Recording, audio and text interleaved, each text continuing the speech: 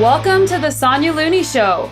This is a podcast where I go in deep with experts in the fields of mindset, nutrition, and sports. Thanks for being here, and here is a snippet from this week's guest, Caroline Burckle. There's this perfect sweet spot of how much you can push before you pull back. And I think that's tapping into that and knowing that is going to be huge. I mean, we can all have the Navy SEAL mindset for life, okay? You can have that mindset, but at some point you break, mental or physical. It doesn't matter. And you have to know to have that sweet spot of okay, this is the amount that I can push before I pull back.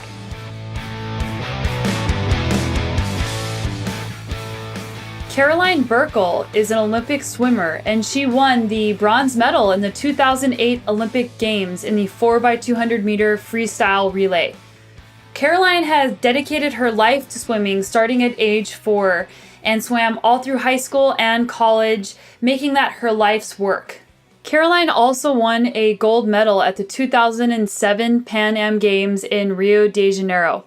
But Caroline is so much more than these incredible results and feats she's accomplished in swimming. She's a really interesting human being who spent a lot of time figuring out who she is and what makes her tick and how she can not only make her life better, but how to help others as well.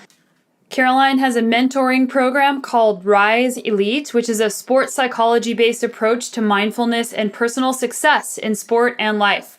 With Rise Elite, up-and-coming athletes can partner with Olympians from different sports where they can work on improving their self-confidence and enhancing their focus to maximize their performance and make their overall life experience better as they pursue success as an athlete. In this episode, Caroline talks to us about her journey as an Olympian and as an athlete, her identity shift after retirement, and how she has built her career and her mindset moving forward since then. Caroline is really passionate about learning when to rest and about talking about when to push in your life and when to hold back, and that line is different for everybody. I think you'll walk away from this episode with a big smile on your face. So here she is, Caroline Burckle.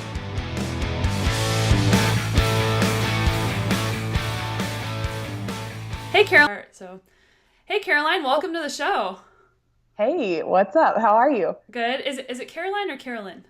Caroline. Caroline. All right, yeah. I got it right. People aren't sure if my name's Sonya or Sonya, and I don't really care, but it's like lasagna, Oh, that's true. I kind of like that. Lasagna. Yeah, Caroline. I mean, I guess I respond to Carolyn, but obviously, I hate correcting, but I know, it's always always one of those things awkward. where you're kind of awkward at first. You're like, actually, it's Caroline.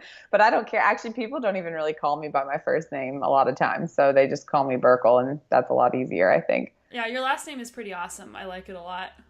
It's easy. I think it rolls off the tongue nicely, maybe. I'm not sure. It's always weird saying your own name, too. So I think when other people say it, they like it. So. Yeah, it always sounds better when other people say it. Exactly.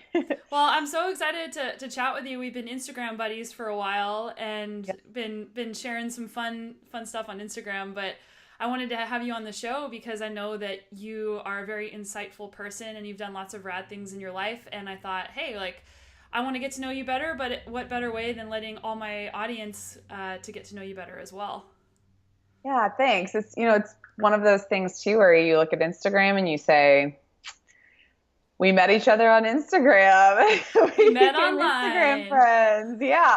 Which, if you use it for that reason, then you do meet some pretty cool people and you can connect with people. So it's been awesome to get to know you as well. And you're the badass over there. So I'm very impressed with your life. So I've been following you and you're up to some cool things. Oh, thanks. Yeah, I think it's fun because a lot of times people have really negative things to say about social media. And again, it kind of is the lens you choose to look through. But social media has been a really positive thing for me, and the responses I've gotten, and I'm sure for you as well, have been positive. And it's how you choose to use the social media. Yeah, exactly. It really is. And I have my pros and cons in my mind about it all, and as does everybody. But I think you have to choose what you want to focus in on. Take that microscope and focus in on the parts you want to focus in on, and also realizing that not every single thing that you do on social media has to be perfect or the exact way that you want it to be. And I think that's the beauty of it as well, which is cool. Yeah, totally. So let's kind of chat about your story. So Yeah. I did a little bit of research on you, and I'm not super familiar with swimming, but I found out that you are a bronze medalist in the Beijing Olympics in swimming, in the 4 by Yeah. 200 relay, right? Yeah. Uh-huh. Yeah. So let's start at the beginning. So how did you get into swimming? So swimming was always just a part of our family activity when we were kids. My dad was a swimmer his whole life, and he competed in college. He was really good. He was a sprinter. It was like second nature to just throw us in the pool from the get-go. And there's this awesome rock quarry in Louisville, Kentucky. It's literally the best pool in the entire world. It's a lake, pretty much. Wow. So growing up and swimming in that versus swimming in a chlorinated 8 lane pool, which is the normal, situation. We got spoiled and we really went to town on that. We were there every day, pool rats. And I think you just fall in love with it. You fall in love with being there. You fall in love with having a blast. And my parents would drop us off, come back at 9 p.m., and we were there all day, every single day. And so I think it's just one of those things that you adapt as part of you and part of your entire being. And we did that from a young age. So it's really cool. My brother, and I'm speaking about my brother and I, Clark. So we were literally pool rats. And so that's how it all began. But we were young. We were like 4 when I first started, in the water, and then 8 when I was actually swimming. Mm-hmm. So yeah. And then you swam through high school, I'm assuming? Yeah, swam through high school, swam through college. I got pretty good when I was like 13, 14. And I was a very late bloomer in the swimming world. I was not an aggressive, like, I got to kick everybody's butt. Like that was not my deal. I was like laughing and missing my races and totally delirious, like having a blast. Yeah, and I was very nervous as far as like I was nervous to be good. And so I was never nervous to race. Like I liked racing, but I was nervous to be really good. Like I was that little girl that would like look behind me to see if I was like why I was winning, like, oh my God, I shouldn't be ahead. And so like I was nervous to get good at it. And so that was something that was just like a big learning curve for me. And I think that's when I started to really own it and take full advantage of that. Yeah, it's really interesting, especially for some of the other sports like swimming, where people start at a really young age and you're going through all these different thoughts and feelings of what does it mean to be good? What does it take to win? And who am I if I win? Who am I if I lose? And if you're doing that as an adolescent, that would be really hard with all the other pressures going on outside of being a competitive athlete. Absolutely. Honestly, I could have cared less about any of that until like my senior year in high school. It was the running joke, literally the running joke, to have like success. Like my coach was like, oh, be careful. You don't want to get too good, or, you don't want to do well in this race. Like, don't be scared to do well. And like, it was the running joke that it was like I wanted to be good, but I just was scared. I was scared to be good, which was kind of funny. I didn't want to do too much. I didn't want to lift too early. I didn't want to start doing I was like, I just want to wait. Like, I want to wait. I want to like not stress out about this right now. I want to wait until I'm a freshman in college and then I'll start lifting. And like, maybe I should just wait to do that. I was like very moderate. Like I tried not to crush life too early. And I think I just knew, like I had this feeling, and I just knew that if I did that I'd burn out.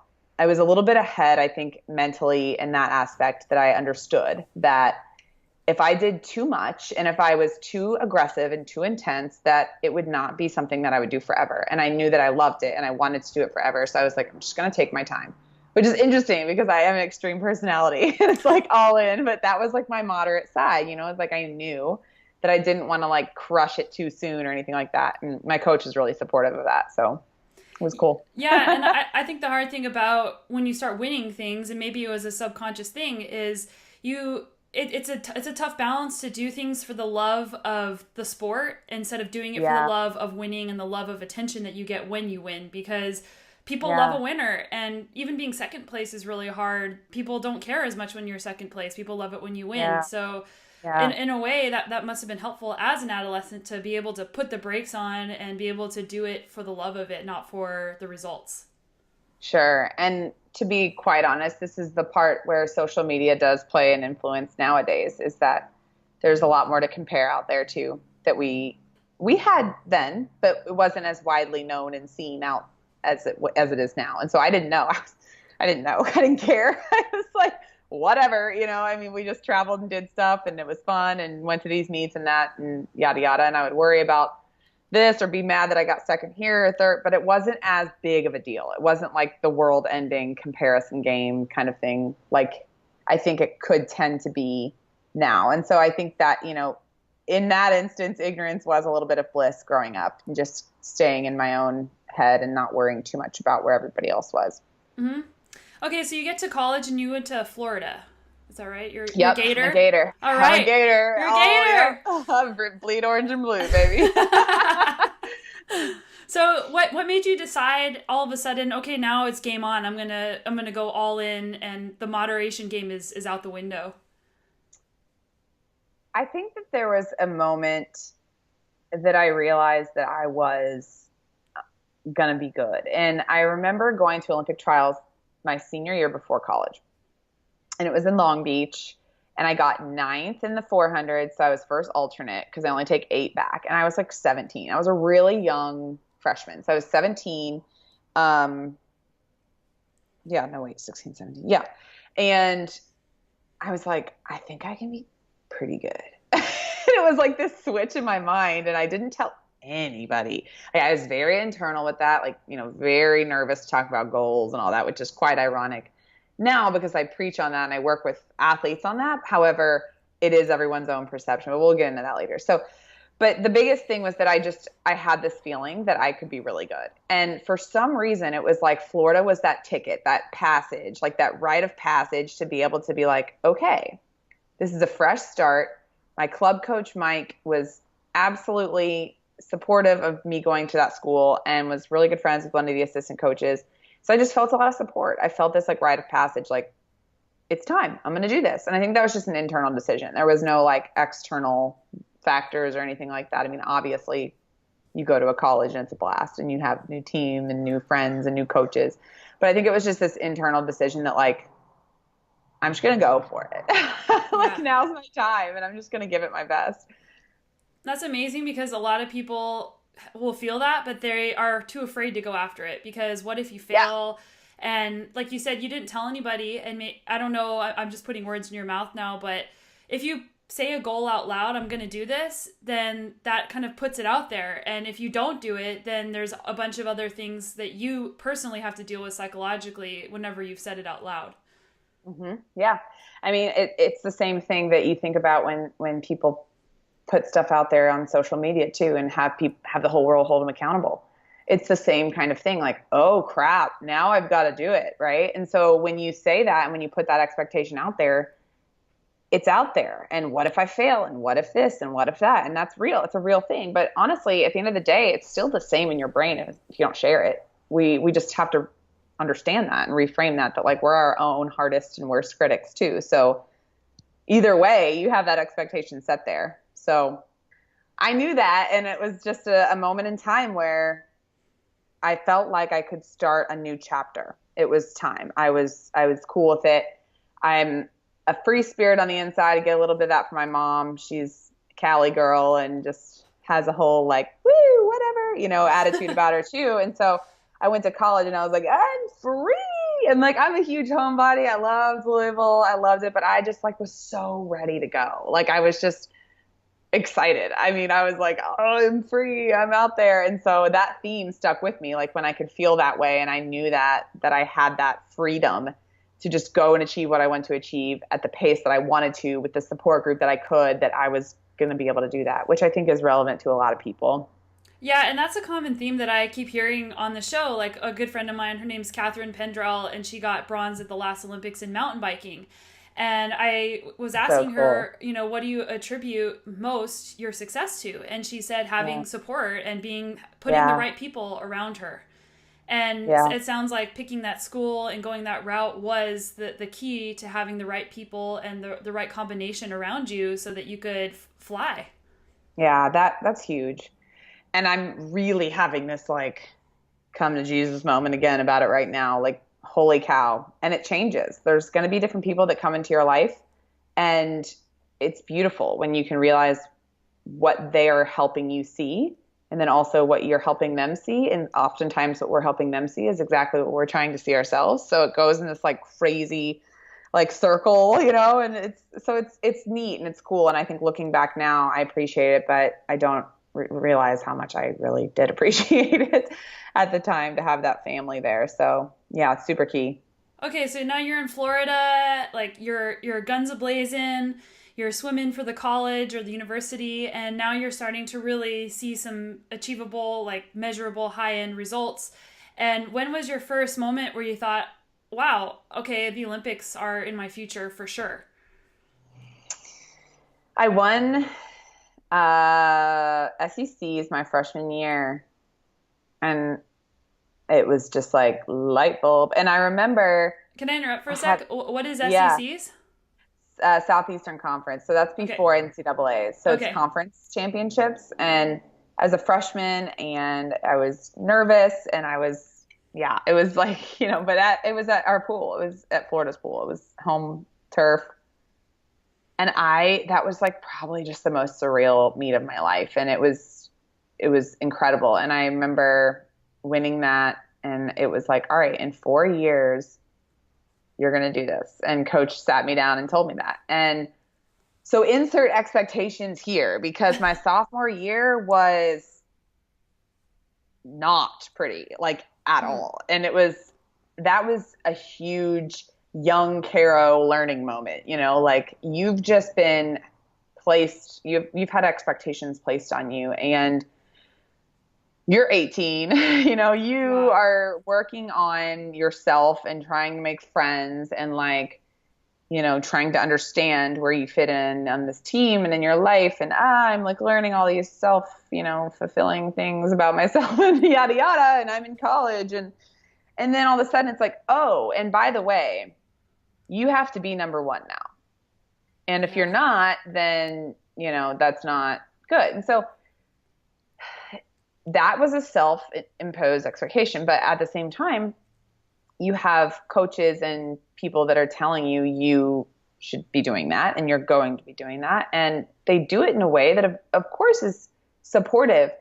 But to be quite frank, when you are an 18-year-old female, you look at that as OMG. Like everybody is going to hate me or think that I'm dog poop if I don't do this, right? Like, so you Yeah. have this like, and I'm not saying that everybody does that. I'm not stereotyping, but I do think that when you're a vulnerable teenage girl, like late teens, like going through this who am I phase, it's a little bit of a, if I don't do that, who am I? Like you said before, if I don't do this, what's going to happen to me?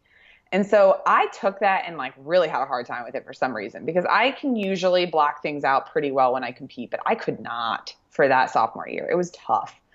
And so then I got doubts in my mind about that. Like, is this really worth it? Like, there's no way I'm going to make the Olympic team in 3 years. Like, not a chance. Like, I've got to be on my A game now. Look at what my competition's doing and comparison game, yada, yada. And then I really knew that it was time my junior and senior year. Like, I could feel it coming, and I could feel myself shifting and feel myself understanding my body and how it works in the water and out of the water and how much rest I needed and how that affected my mindset a ton. And then that was when I really started to believe, and I bought into it. So at the beginning, it's like that rookie, like highlight reel. And then it was like, all right, now I'm buying in. I've been through the expectations. I've been through the success. Now I can really buy into this. And, I had a couple moments again, but that was like the true buy-in for that was like senior year, right before like, I bought in, but I really bought in towards junior, senior year. But how did you do that? Because you were mentioning all these feelings and doubts and things. But how do you pull yourself out of that cycle, especially because you had been in that cycle for so long? I don't know that it's a matter of pulling yourself out of anything. And I think that's what we get stuck we get stuck in that mindset as athletes. Like, I'm here, I got to get out of it. Snap out of it, get out of it, Burckle, like, get your shit together, blah, blah. Like we have this inner self-talk that it's like all or nothing. Like it's either this or that. And it's neither this or that, really. I mean, yeah, in essence it is.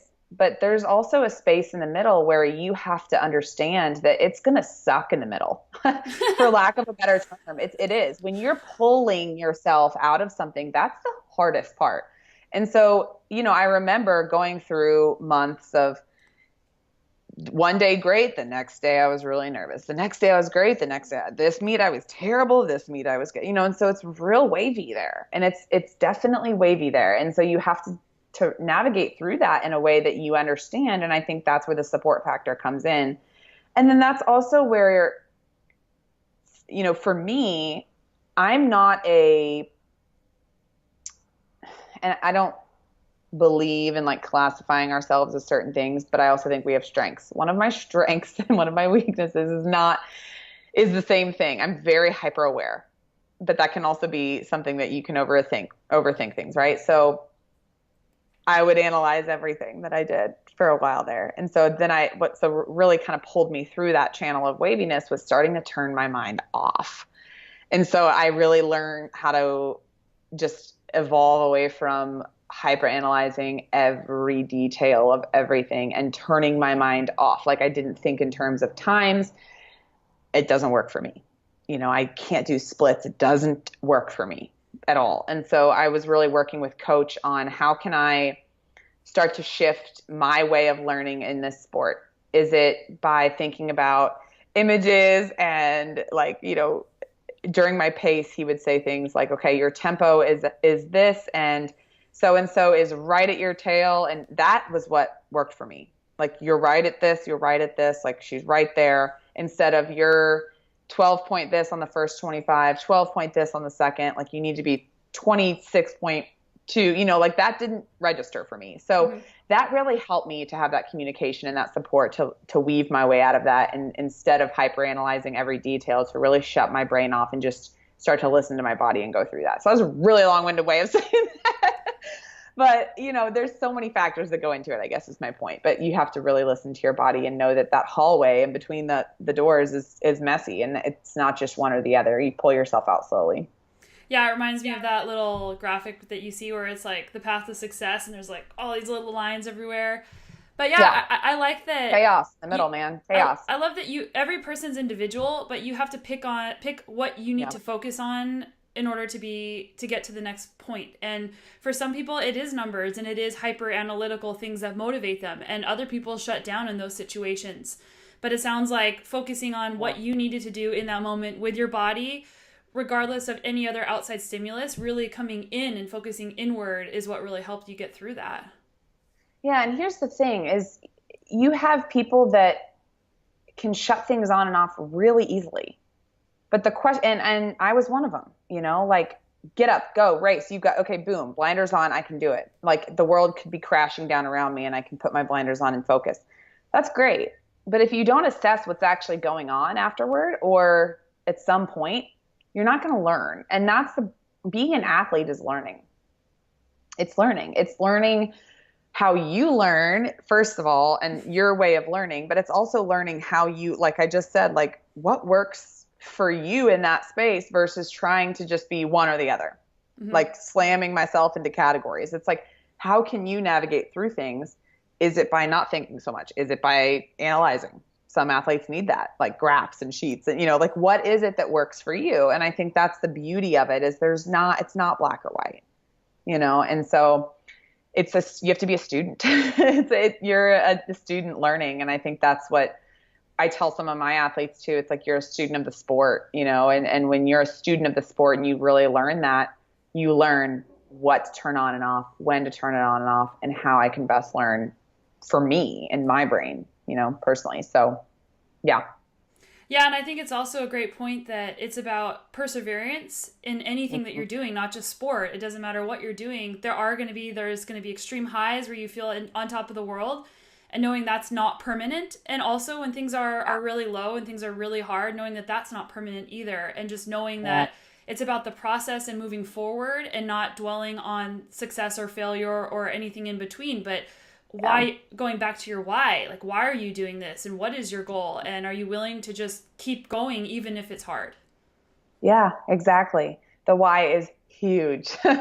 And a lot of times people don't know their why, and that's okay. It goes back to my point. It doesn't have to be like, okay, I'm just going to like write down my why and like figure it out right now. It's like my purpose in life. Here it is. It's so well, and I went through that phase, and sometimes I still do. I'm just learning how to write again. I like to write all of a sudden. It's weird. And I don't really do well with writing things on a computer. I need and it's bullet points for me, right? Like that's how my brain works. I'm a talker. I express myself with my hands. I express myself with people. And that's my craft. I love it.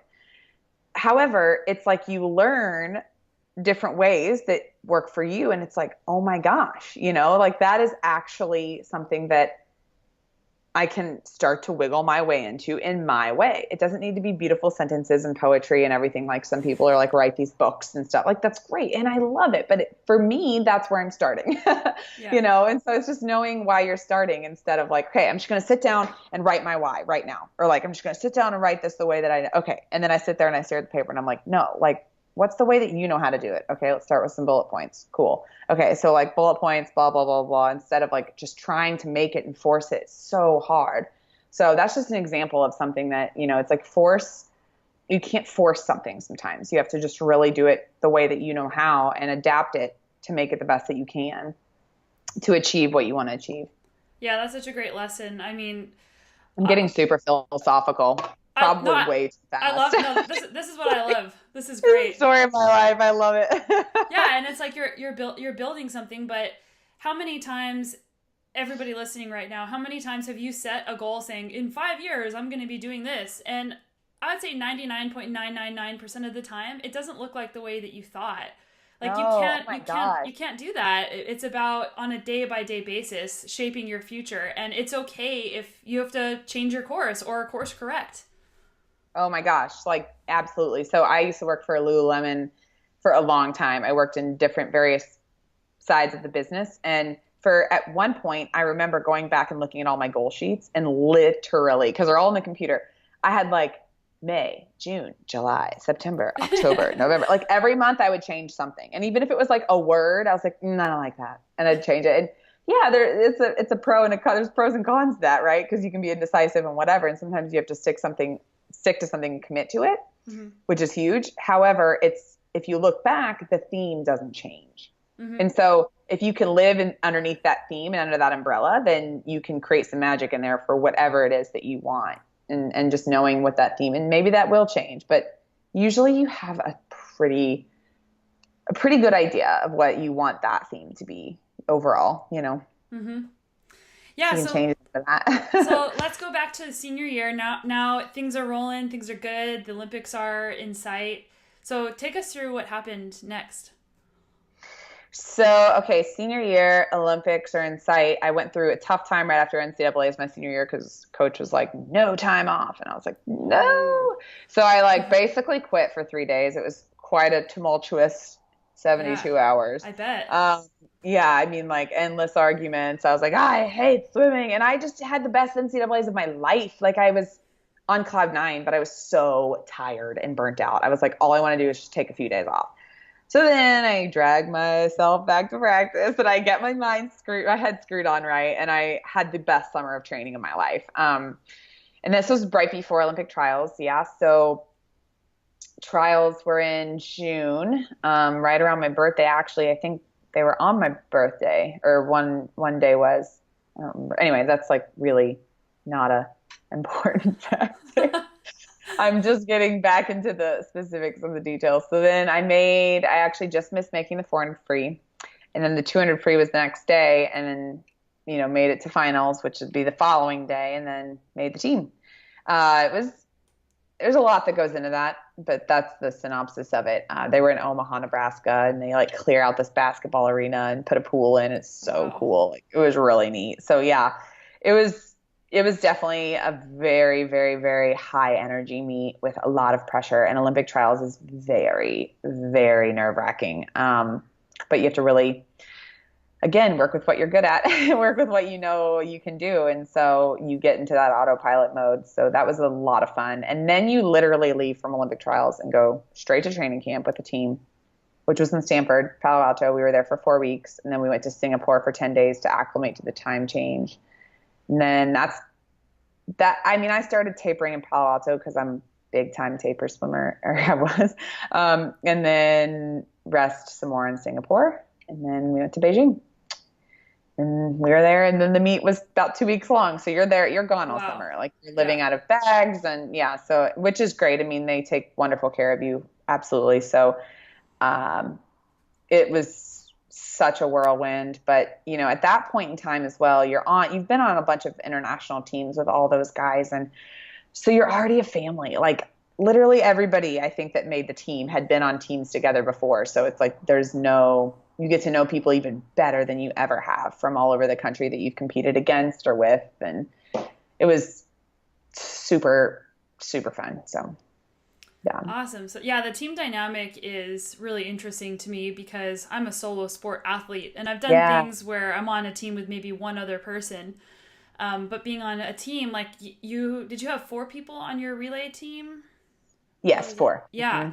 Yeah. And like being able to look at people and know as a team, you're a unit and everybody's going to do their best, but every person needs to pull their weight too. And one person can't choke. Everybody has to be going. So did you guys have a discussion as a team or multiple discussions about how you're going to perform and what your expectations are and like communication around that?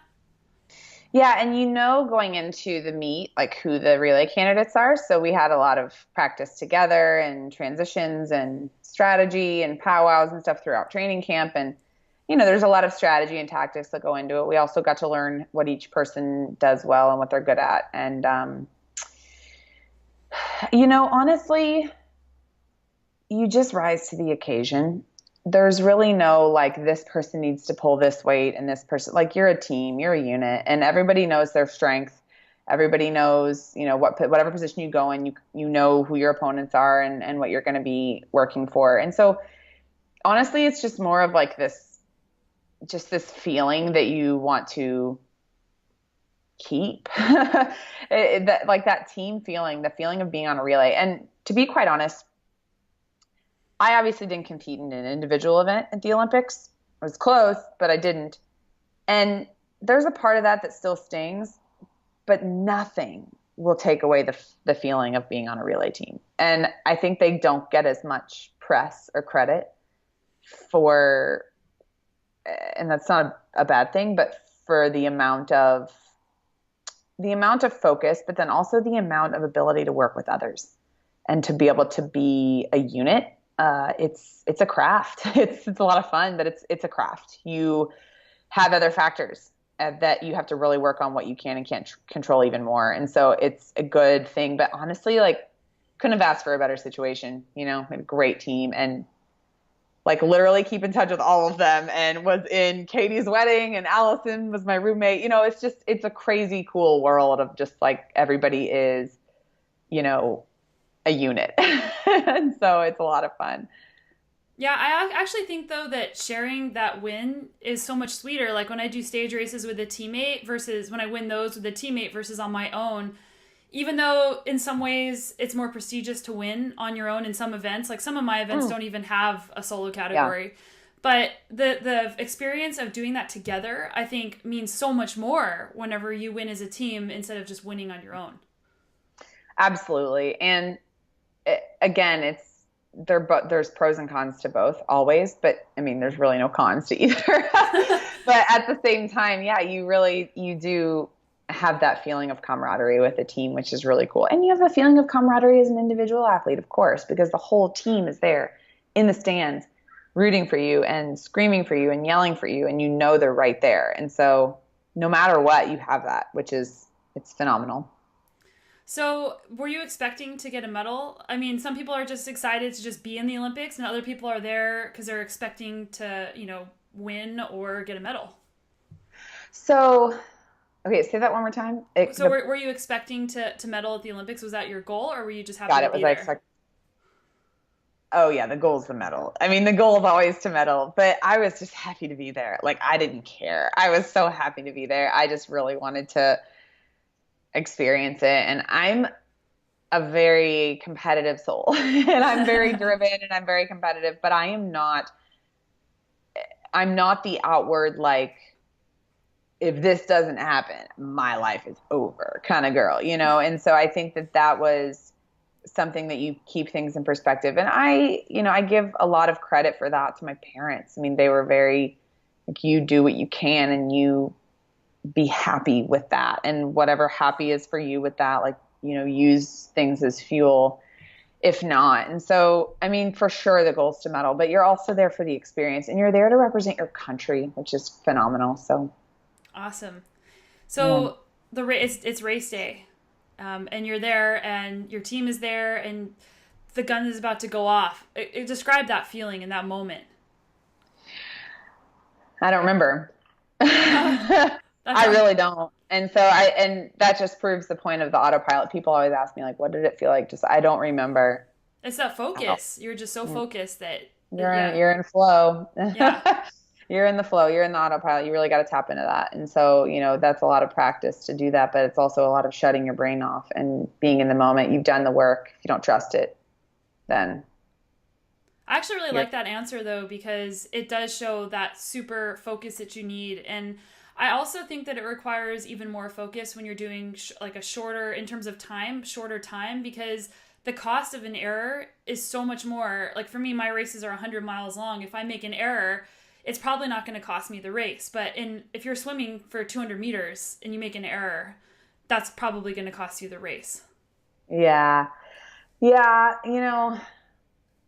So much can happen in any race. There's been errors in all sorts of races. And I think that swimming's it's such a different animal. It's such a different animal. And it's you're swimming against resistance in a medium where there's not like full peripheral vision everywhere. And, you really have to learn how to trust yourself and your body and the water. And it's like, there's so many interesting factors that go into it. And I think that goes into the whole mind-body connection stuff that is just super cool. But yeah, I don't remember a thing. I'm serious. I mean, I remember how bad Olympic trials hurt. Last 25 to make the team is the hardest race I've ever done in my life. But I don't remember the Olympics that much. I just remember getting out and being like, it's over? Like, what? Like, but like that, like, whoa, like we're done, it was just weird. It was crazy. I mean, it was cool, but it was like, all right. Yeah. Well, like, holy cow, we just did that. It's just surreal. Your eyes are kind of like wide open to a lot. And so, yeah.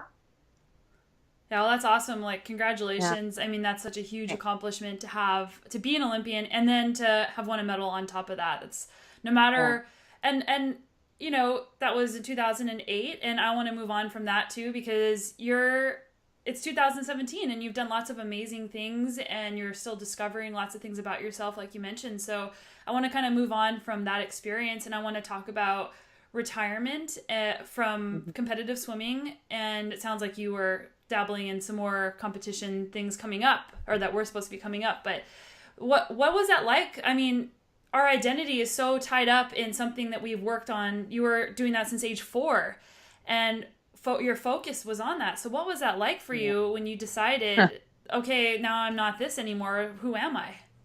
Yeah, exactly. And this goes back to what we were discussing just even a few minutes ago. I retired and I was like, all right, got to figure it out. What's next? I didn't understand the dark hallway that you have to go through. Mm-hmm. I was like seeking so hard this next form of gratification or something that I could do. And I worked hard. Don't get me wrong. I did, I went back to school. I went to FITM art school. I've always had I'm an art mind. I've always had the side of me that wanted to create and design. So I went to art school for swimwear design. I loved it, but I kept, instead of just focusing on the process, I was like, all right, so like when I'm done, what am I going to do? Constantly. And it was constantly chasing this, entire idea that I'm going to be I've got to figure out what that next medal is. And I started to quickly learn over the coming years after that, that I was chasing something that, you know, obviously was not real. They weren't real, tangible things that I was going to find. I mean, it didn't matter if I got another medal at this or that or the other. It didn't matter if I got a degree. I mean, it did, but it didn't matter if I just started to accumulate all of these things. I was like, I'm accumulating all of this stuff, like these degrees and this and that, and it's fun. But like, what am I actually doing? And I mean, I was in a dark place for a while. I'm not going to beat around the bush. From 2010, so I finally retired in 2010. I mean, I took 6 months off after the Olympics and I went back. I was like, I don't know if I'm done. Maybe I'll dabble. And then I was like, I'm done. And I want to give back to the sport. Like, I want to do more, but I just don't have no idea how I'm going to do this. So 2 years passes. Moved home, not home, but got my own place, put myself through counseling for about 2 years just to merely understand that all of these cobwebs that were just like stopping me were all of these just distractions and accolades that I wanted to get and this and that. And it was just like collecting items that I thought were going to be helping me find this way of living that was going to feel as fulfilling as the Olympics did, or, you know, times before the Olympics, or this, you know, Rio meet, or this meet in Montreal. Like all these things were just like, oh, I just need all these things. So I ended up just shutting down and I went back to school again because I knew that I wanted to give back what I was realizing was important to athletes, is finding your identity. And I had no clue how I was going to do this. I just knew that I wanted to work in that field. Mm-hmm. So I went to the University of Tennessee, went to school for sports psychology. It was great. It was a lot of hard work and a lot of smart work, but it was great. It was really good. And I'm so grateful that I went through that experience, not only because I learned a lot about myself, but I also was able to work with people on what I was still learning. So it was a very interesting dynamic. Mm-hmm. And then I graduated, and Rebecca Stoney, who's a longtime friend of mine since like 2006 or something, or 5 or whatever, she was like, I've been dabbling with this idea of starting a business and I have no idea, you know, how to go about getting people to do it, but do you want to be a part of it? And I was like, sure. So I started mentoring athletes on Skype with her, and we had different athletes that we were mentoring each. And then one day we were like, we should just make this a business. This is going to happen. So we've just, for about 2 years now, been working through that. So it was not an easy path. And I went through a lot of dark hallways, but my point is I literally kept trying to find that other room of brightness instead of just letting myself sit in shit for a little while. And don't get me wrong, I did. I went to counseling, I sat in it, but that was the first release. This past summer was finally sitting still, literally. So I broke my heel. I have a heel fracture all the way through. And how did you break your heel? Overuse. Mm-hmm. But it was literally a sign of, I dropped real story. Okay. I dropped a 350 pounds higher on my toe. And then because of that, I compensated with my heel, and I kept running and I kept pushing it. And why were you carrying a 350 pound tire? No, we were flipping them in workout. Wow. I flipped it. It was my choice. I wanted to do extra because I kept thinking that was like a good idea to do extra after the workout, which we'll get into that later.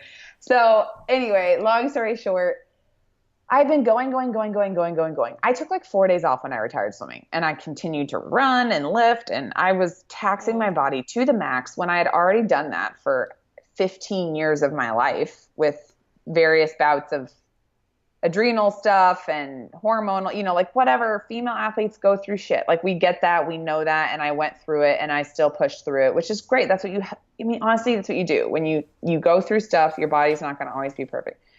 But what I realized was that I never stopped. And so finally a bone, and one of my best friends, Amelia Boone, she like yelled at me like, bone is non-negotiable. Okay. Like you stop when you have a bone injury. Like you push through tendons, you push through muscles, you push through all of these things, these niggles.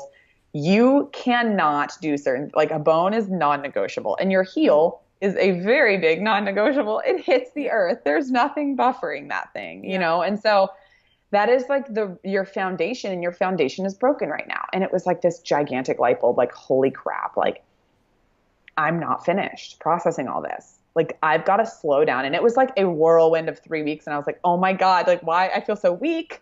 Like, I'm pathetic. I can't do anything. And, it's an injury. I get that. But so I slowed down for the first time in my life, literally in my life. And I have not, been able to slow down the way that I have ever, but literally, I mean, confined to doing nothing for 4 months, pretty much, except for swimming. Mm-hmm. And I'm just now starting to get back into things. But I mean, that's a whole whirlwind of emotions during the 4 months for sure. But what I've realized is it's such a sign. It was such a sign for me. Like, holy cow, you are allowed to slow down and appreciate things, first of all.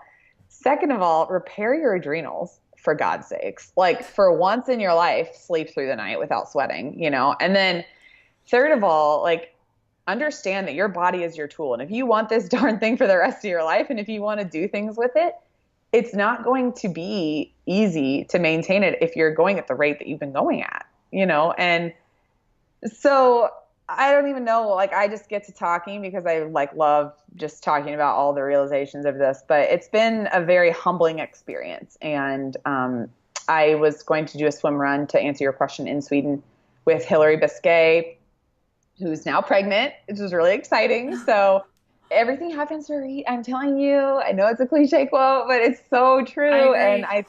I agree. And whatever reason that is, whatever you want to make up the reason to be, it doesn't matter. It's your own belief for that. And so I'm really happy for her. But we pulled out of the race. I would have broken my heel all the way through had I gone and run on that terrain. I could swim it, but I wanted to save the racing for another year when I'm foundationally strong again. So I'm just slowly building myself back up to what I want personally to be doing, which is going to look very different than what it was. Yeah, I think the most interesting thing, well, there's two really interesting things about what you said is, number one, sometimes the world forces us to slow down, and hearing you talk is kind of like looking in a mirror at myself, because everyone's like, oh, you need to slow down, you're doing so much. And there have been times where I've been forced to slow down, and whenever you're used to achieving and going, you're kind of addicted to that momentum. And oh, girl, we could get into that topic for a long time. I was literally just talking to my friend Logan about this the other day. I was like, I'm addicted to suffering. And Amelia too, her and I talk about it. It's like, you get addicted to that. Yeah. And you don't know, it's not a bad thing. Everyone thinks addiction's bad. Everybody's addicted to something. I don't care if it's like, God, we're all addicted to our cell phones. I mean, that's an addiction. So yeah. There's something there that I'm living in that mindset right now of like, all right, cool. Like, so maybe that's what it is. But how can I now move forward? Like, I'm a proactive person. I'm like, okay, so now what? Like, let's think about like, how am I going to live in this like area of like going through this and just being cool with it and turning my brain off and going through this and not overanalyzing it, but like just being cool with that. So yeah, that's a deep topic. We could do like 5 podcasts. I'm serious. Like, that is a deep topic. So we can do a part 2 just on that, because I could get into that for days, and I'm still figuring it out. Nobody's perfect. Nobody has the answers. So yeah. And I also think like realizing that the world isn't going to melt down, or your world isn't going to melt down and end if you stop pushing. And that for me, that's been a realization where when I do slow down, it's like, oh, well, I guess that's okay. Like, things haven't really seemed to have changed that much except for myself. Everything around me is still moving along. But there's that fear of stopping when you're even, it doesn't matter what you're doing, but I think especially as an entrepreneur, and you are, and I am, and it's like, the harder you work, you're used to that, and you're afraid, well, what happens if I don't work as hard? What is that going to mean?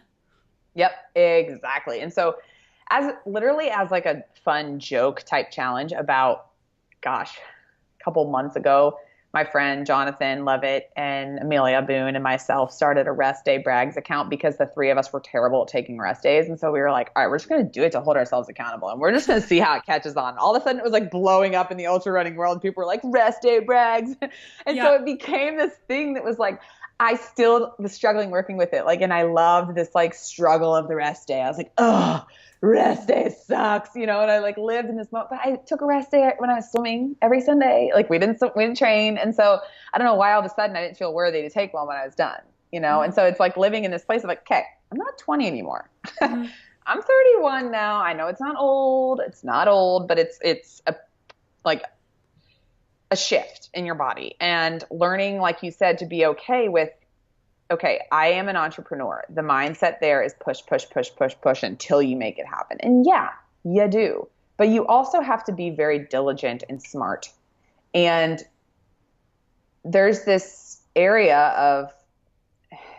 like perfect sweet spot of how much you can push before you pull back. And I think that that's tapping into that and knowing that is going to be huge. I mean, we can all have the Navy SEAL mindset for life. Okay. You can have that mindset, but at some point you break, and it mental or physical, it doesn't matter. But you have to know to have that sweet spot of like, okay, this is the amount that I can push before I pull back. Everybody's pullback is different. And this is like the point that I want to like drive home, is that there is no perfect way to do anything. There's no like, all right, you are in this cookie cutter category, and like for as much as you push, you need to pull back. And for as much as you do, you need to do this. And everybody's different. Somebody's pullback may be like an hour walk on their own just to focus and chill. Someone else's pullback may be 3 days going into your cave and writing and laying in your bathrobe on the couch, which I'm talking from experience. Me. I love that. I'm an introvert at heart. I like literally just like could not be bothered. I'm like, I just want to do everything on my own, like do a face mask and walk around. And like literally that's my way of pulling back. So, and someone else's could be 5 minutes of deep breathing. Like it doesn't matter. I think it's just, you've got to create your own. And there's no perfect way to meditate, perfect way to shut down, perfect way to rest, perfect way to push, perfect way to grind. There's no perfect answer. It's finding what space you live in and working within that, and knowing that that's going to be where the success and where the silver lining is. And so I don't know, I get really passionate about that because I'm really tuned into that right now, that there's a lot out there telling us how to do things. And great, take it, absorb it like a sponge, and take what works for you, because there's going to be some awesome stuff and there's going to be some not some awesome stuff.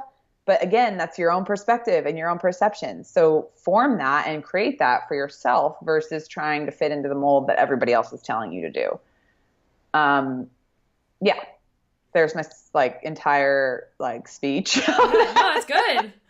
I just get going, and there's no stopping me on that topic. However, it's a fascinating one that you can really focus on for a while if you want. Yeah, I think it's important to stay curious, personally curious, because what you said is like, it's different for everybody. And if you're not curious and willing to try different things, then you're not going to discover this. And there's a great book that I read, and I'm sure you've heard of it. It's called Peak Performance.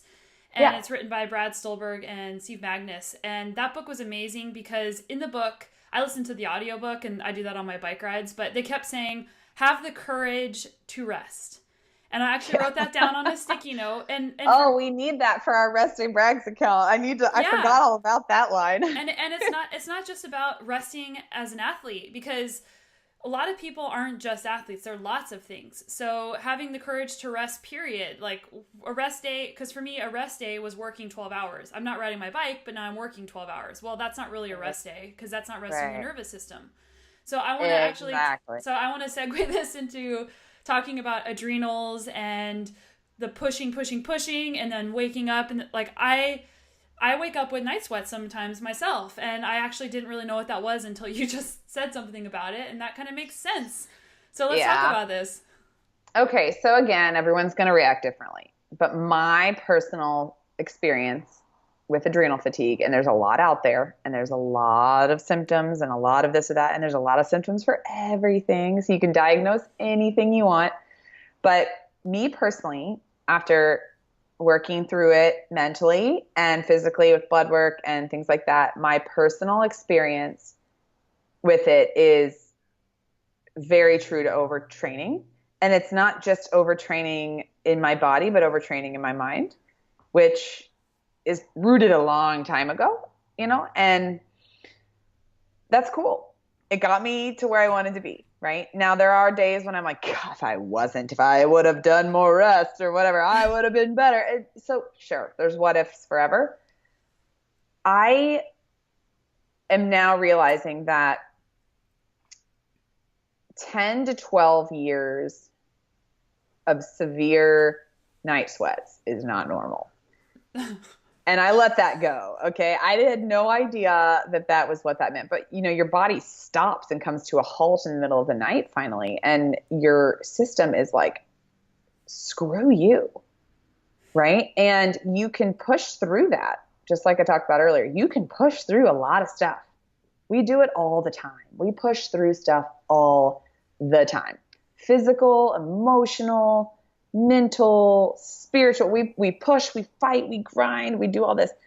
And insert the bone being the non-negotiable, you don't push anymore, right? Now, that was obviously physical for me, but I just realized, after X amount of years, this past summer at 31, 6 years retired from the sport of swimming, still doing various competitions, having a blast. I was doing a lot of like CrossFit for a while and tons of running and no swimming, of course, until this past year, which is another awesome thing that came back into my life. But I finally realized that was my body's way of telling me something. And it took me long enough, but I've realized it. Now, if I would have been more vocal about it when I was competing, maybe something would have happened.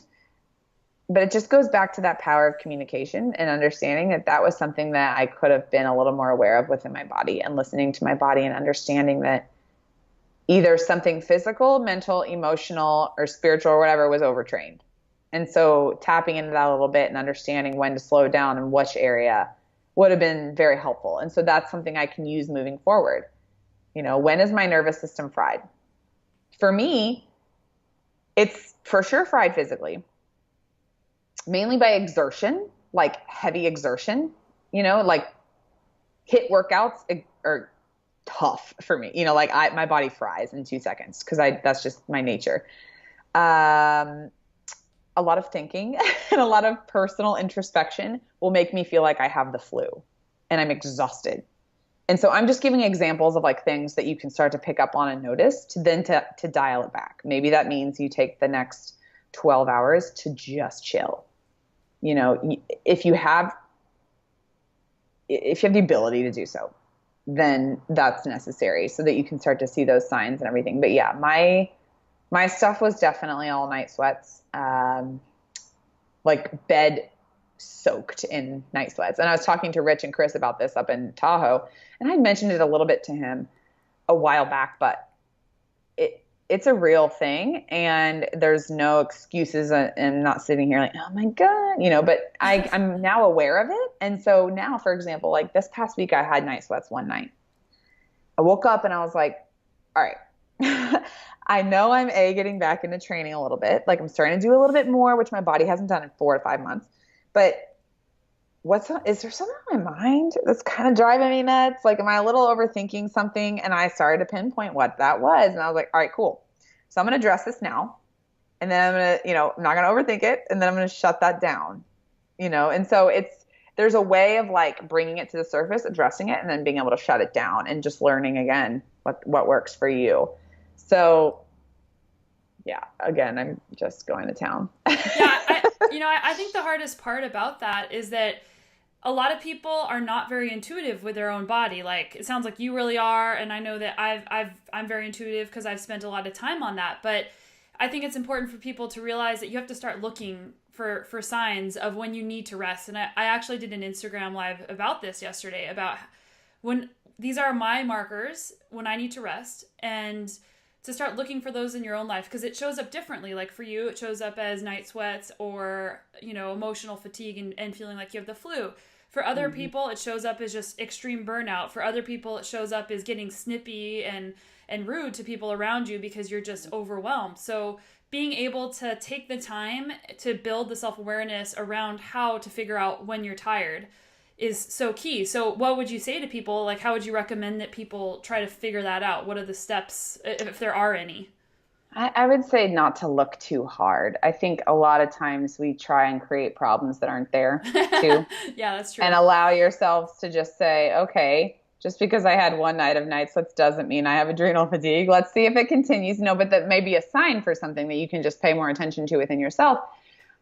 Again, going back to the overanalyzing, it's just being able to feel and then assess.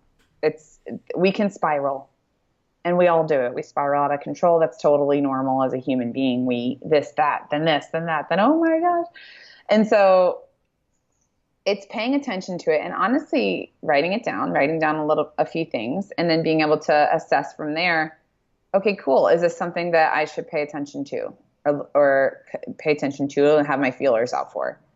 And if it is, and if you start noticing it a bit more, then just tap into that, but don't create it and don't create that problem to happen. Right. And I think that's the key, is that we can all create issues to happen and to manifest within our bodies, or within, oh, maybe I have adrenal fatigue. And then that night you wake up sweating and you're like, but did I just will that? Or did I, I just notice it? So we can will things, but it's just like being able to just like kind of shut down and like see what occurs for you. Mm-hmm. Shut down your mind. I mean, like, you don't need to overthink or spiral. Just like see what occurs for you, see what comes up. And if it's a recurring theme, then address it. That's my biggest piece of advice. And I mean, again, one of my other, you were talking about your personal, what did you call them? Triggers or no, markers? Yeah, markers, I think is what yeah. One of mine was I lost so much weight. You know, I was like way too thin, and I was not fueling my body at all. And I was eating, but nothing was sticking because I wasn't allowing it to. Like, I wasn't giving myself the proper fuel. And I'm realizing that this past year as well, how important that is. And it takes time to understand what your body does need in a different stage of your life too. And so just humbling yourself with that and understanding the more solid foundation that I feel with strength training keeps weight on, proper foods keep weight on, not just snacking all day on like random things, like eating actual whole things, and understanding that that's part of being able to slow your body down to absorb that and to build from there, So that's been another thing that I look for, is if I drop weight or anything quickly, I'm like, okay, all right. Like, that's a physical thing that like you understand is not healthy, and putting that back into perspective is humbling, and also takes a little bit of willpower too. Yeah, for sure. Yeah. So it's amazing though, because with your injury, you said that there's been so much positivity that's come out of it. And that was a choice to choose to say, and I'm sure it wasn't easy whenever your calcaneus got a fracture, and then now you have to make a decision. Should I cancel this race or not? And for some people, it sounds like an easy decision, but it's not. Like, I've done really stupid stuff with broken bones where Amelia would not like my choices. And Probably not. And again, it's being brave enough to stop and to say, I'm done. I need to rest, and taking the time to do something that's going to be positive for you instead of dwelling on what you can't do. And I think that that's really awesome that you've spent that time, and it's actually become a really positive thing that's come out of that. Absolutely. Again, talking about that hallway again, dwelling on what you can't do. I mean, for sure was real. I had my 3-4 weeks where I was just not happy. Yeah. And then you realize, all right, I'm going to sit with this and start to focus on what is possible. And again, cliche as it seems, but driving it home, it's your own perception, your own way of living through to that truth of what you can do, instead of trying so hard to get rid of what you can't. And, just trying to control it so hard, just like let go a little bit and just chill. It's the hardest thing for so many athletes to do. And for non-athletes, like, you don't have to be an athlete. It's something that we all experience and work through. So yeah, that's a great point that you made. Yeah, and I also think it's important to be able, you said the 3 to 4 weeks, it's important to feel that disappointment and not to pretend it's not there as well, because shoving stuff down and pretending it's not there also isn't healthy. So taking the time to really appreciate how you feel and accept how you feel, and then to refocus and move on and realize that yeah, it sucks that you couldn't go do your race, or it sucks that you have a broken bone, but knowing that that's not permanent and there's going to be other things in the future that you can do that might be even better. And that, like you said, everything does happen for a reason, even if you can't figure out what that reason is in the moment.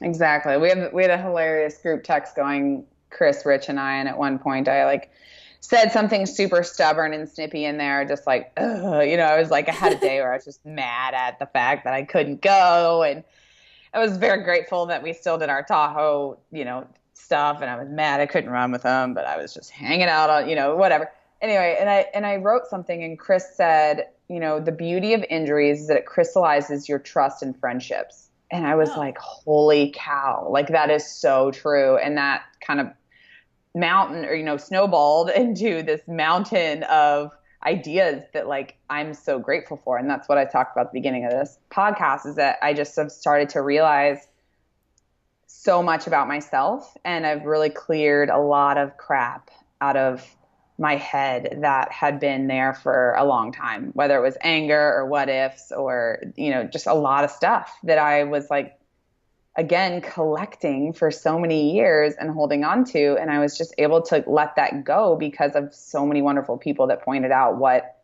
I do have ahead of me and what is in front of me. Cause you get caught in those cobwebs, like we talked about. So yeah, it was a beautiful statement. So Chris, if you're listening, good job. High five. Yeah, I can't wait to hear about I'm sure that. he'll like shoot something funny back after this part. He'll be like, yeah, Burckle. Yeah. I can't wait to hear about their adventure. Like, I've been following their training, and yeah, for those of you listening, like, why don't you explain the event that they're at? Because I don't know if a lot of people are familiar with that listen to this show. Yeah, there's a million ways of saying it, but Otelo. We all were gonna go over there to Sweden. It's a swim run, and it's about 40 miles of running and 10 miles of swimming. Oh. And it's swim, run.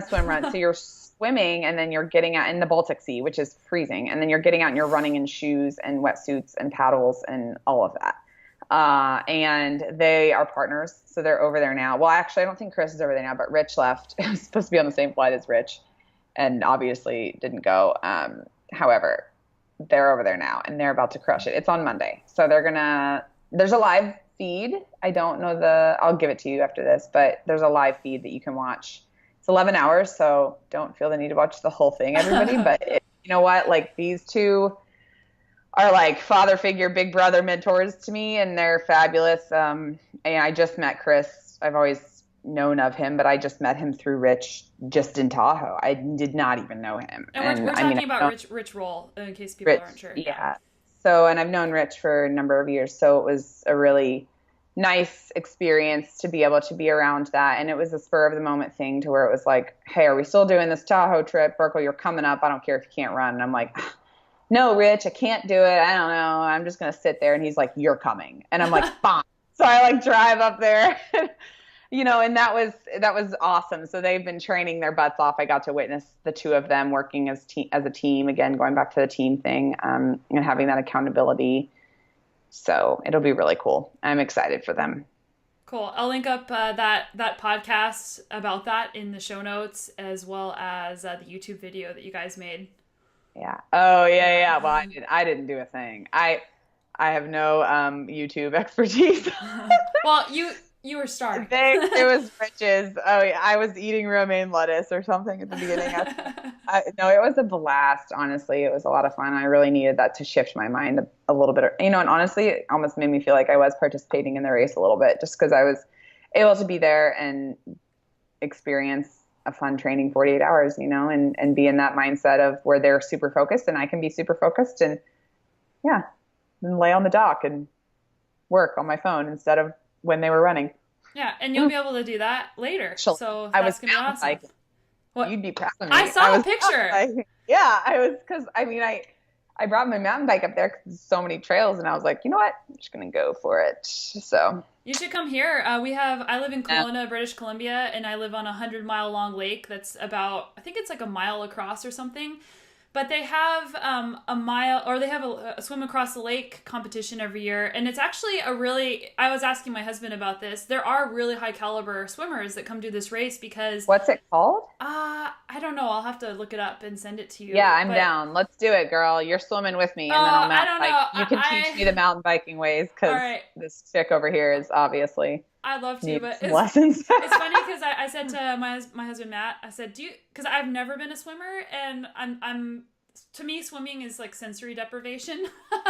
Yeah, it can be. Yeah, but that's just my bad attitude that I need to fix. But I said, do you think I could just make it if I just jump in this race with no training because I don't want to train for it? And he's like, you might drown. So I actually do want to do the swim across the lake just to prove to myself that I can do it.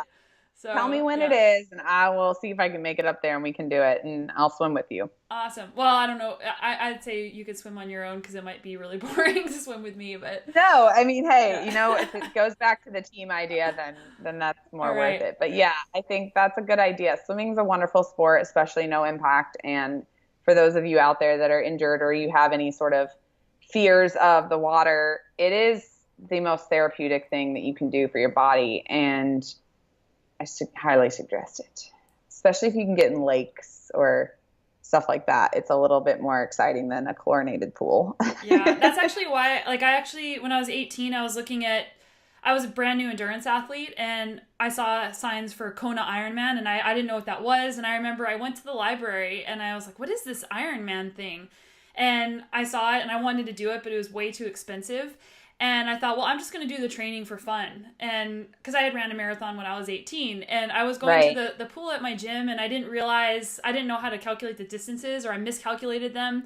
And I was swimming it was either 1 or 2 miles at a time with no background in swimming. And then I'd go home and lay in my bed, and I actually felt like I was out of my body. I was so tired. Yeah. And you really, it's honestly, it's a tough sport, and you get starving afterwards too. You're like ravenous. Like every time I swim, I'm like, where's the food? I'm like so hungry.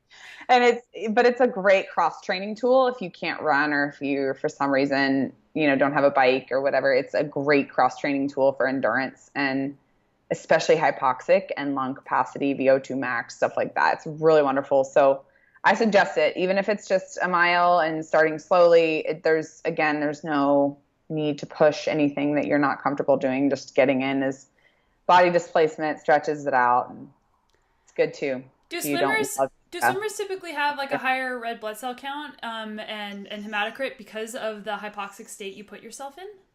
Yeah, actually. Mm-hmm. Your lungs, your lungs adapt to your body too. It's like you have gigantic rib cage because your lungs just expand so much, and hypoxically we did so much work, breath work and stuff like that. So it's 100% a red blood cell booster. It's just awesome. Yeah. And that was actually something that I felt was a small win for me. I got VO2 tested just a bit ago, and it was still just as good. And I was like, all right, Caroline, you haven't lost anything. You're gonna be fine. You've been swimming this whole time, because you go through this oh my gosh, what if I've lost all my ability to have endurance or whatever? And so it was a small marker that was a big win. And I think that, it was a cool feeling to know that doesn't really go away if you train it just right. So awesome. Well, let's wrap this up, and let's just close up talking about your mentoring program and business. Yeah, so check us out. It's for athletes 13 to 20 or so, but we're open to anybody really. And it's sports psychology based mentoring between Olympians and athletes. So we have a group of Olympians right now. We have 15 and growing, and that work with athletes from all over the world on video calls. So it's essentially a mentoring relationship, and I guess you could call it a sports psychology counseling relationship of sorts too, so that you're working one-on-one in front of them to overcome obstacles, go over their fears in sport and self-confidence, and boost their self-esteem. Everything that you can possibly imagine is catered to that specific individual for what they need. So it's a really cool experience, and the Olympians get stuff out of it, and the athletes get. So it's a mutual relationship, which is really, really neat. So that's Rise Athletes. We changed our name from Rise Elite to Rise Athletes just recently, and that will launch soon. So that's exciting. And we have some new fun, exciting things coming up as far as branding goes and growth within the business. So yeah, you can find us at riseeliteathletes.com or email rise@riseeliteathletes.com. And it's a that's good looking how you website. can check us out. Yeah. So, we're just trying to create a culture and community to better Olympians and to better athletes. It's a wonderful platform for both to feel significant and to create a relationship too and to give back. So it's a cool experience. You can do it from anywhere too, which is awesome. You could be in like Dubai or something and, FaceTime, Skype in with your mentor and everything. So it's pretty cool. That's so cool. Well, I can't wait to keep watching your journey and to have you up in Kelowna to go swimming and mountain biking. Yeah, let's go swim, girl. Let's do it. I live like 2-minute walk from the beach, and I honestly can say, I'm embarrassed to say that I have barely swam in it. I just kind of go stand in it and say, oh, this is cold, and then I run back out. So I'm a little bit of a wimp when it comes. That's my challenge for you. Go swim in it this weekend. Go at least swim a little bit in it. I'll go swim in it, and I'll send you a picture and be like, I'm swimming. Perfect. Yeah. I love it. I'm super down. I love it.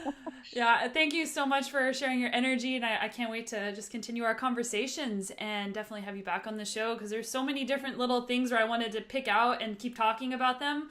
We'll do another round. Yeah. And it'll be a really fun thing to do. Yeah. Cool. Well, congratulations on everything that you've done and everything that you're not doing because you're resting. That's awesome. And thank you for being a great example. No, thanks for being transparent. A lot of people are afraid to be transparent and to really say what they're feeling because it's scary to be vulnerable and to put yourself out there. So thank you for doing that because it's really powerful and it impacts more people than you actually can realize. So thank you for that. Thank you. You do the same. Really, you're doing some awesome things over there. I've been following you for a short time now, and I'm very inspired. So thank you for being a positive force to your community and to everybody else as well. Yeah, thanks.